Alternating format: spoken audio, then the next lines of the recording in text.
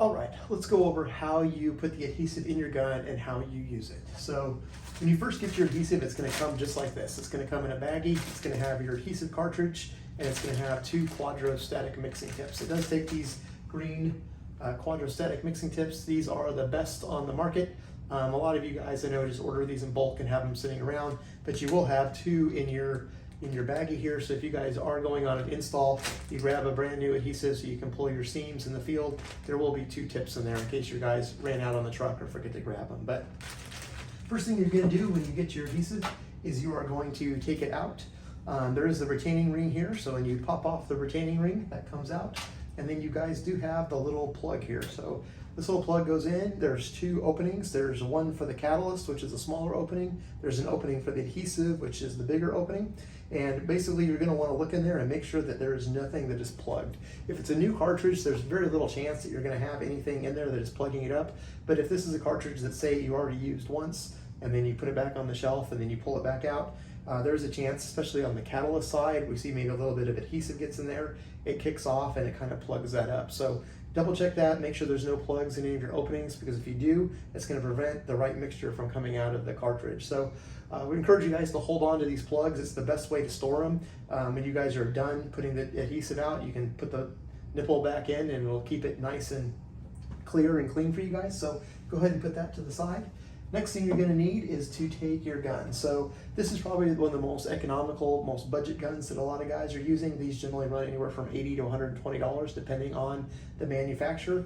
You could also go with a Sulzer mix pack manual gun, or you could go with a Sulzer mix pack pneumatic gun. So a lot of guys are using these, pretty common, just throw it in the truck if you need to pull field seams. The pneumatic guns are great though if you got guys in the shop and they're just putting edges on all day. It keeps the bead going down nice and clear, but that's really up to you guys. The pneumatic guns probably run anywhere from $400 to $500 depending on the size. The mix pack Sulzer guns that are the manuals, they're probably around $200, $250, and like I say, these are anywhere from $80 to $150, just depending on what you're doing. But you'll go ahead and pull it back so everything is ready to go. You'll take your cartridge, catalyst side goes down so it lines up with the small plunger, and then the adhesive goes with the big plunger. Throw that guy in there, push it down so it seats in there. You'll want to make sure that that is lined up, and then kind of you might have to wiggle your tube a little bit and then push that guy up. The small one should go into the catalyst, the big one should go into your adhesive. And then basically what you're going to do is you're going to take your adhesive and you're going to kind of burp it, and you want to make sure that both the catalyst and the adhesive is coming out just like that. If one of them is not coming out, you know that you've got a plug. You can just take a screw or a nail and push it up there and clean it out, but always burp it to make sure that you're getting both the adhesive and the catalyst coming out of the tube. If one of them is not coming out, you're going to have a problem. Next thing you're going to do is take your mix tip. You're going to put it on here. There's a big opening and a small opening. It only goes on one way. You can't put it on backwards. Put that in there and then put your retaining ring on. Tighten that down. Then what we encourage you to do is to bleed out about a half of a tube, a half of a tip to a full tip's worth of adhesive. So on these quadros, every time the glue goes through one of these little squares, it is cutting the glue in half and mixing it, cutting it in half and mixing it, cutting it in half and mixing it. So by the time you get down here to the end of the tip, it is mixed super thorough. So recommend you guys take this guy, squeeze it, and then just bleed it out so that you got a nice consistent mixture there. Make sure it went through and mixed the whole way. You can see at the back of the tube where the catalyst is mixing, and it gets finer and finer as it gets to the end. So I encourage you to bleed that out, and then you guys are good to go. Once it's ready, you've got anywhere from, I'd say 8 to 15 minutes of working time depending on the temperature in the shop.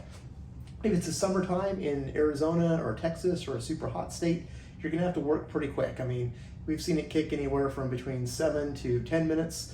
In the wintertime, we can see double the time. So depending on the temperature, it does affect how fast it kicks. So if you're in a cooler state, you're gonna have a lot more working time. If you're in a hot state like Arizona or Texas, it's gonna kick pretty fast. So I know at our old shop, in Arizona, we used to keep all of our adhesives in the refrigerator. They don't need to be kept in the refrigerator to make them stay and get any more longevity out of it, but what we liked is the adhesive was cold, and when we squeezed it out, we got a little bit more working time. Not a ton of more working time, but just enough that it made it really nice for the guys. But Once it's in it, you guys are ready to start laying your bead.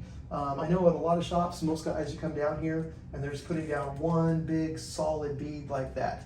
And as we talked in another video, on the 250 milliliter, you're gonna get roughly 450 to 500 linear inches by putting down a bead that's roughly this size. So you can look at that, it's maybe just under a 1/4 inch in diameter, just a nice good bead. One thing we do recommend though is rather than doing one solid thick bead, come down and just do 2 thin beads, go this direction and then come back the other direction. And the reason for that is when you look at it now, you've got 2 beads, one that you went down with and one that came back with.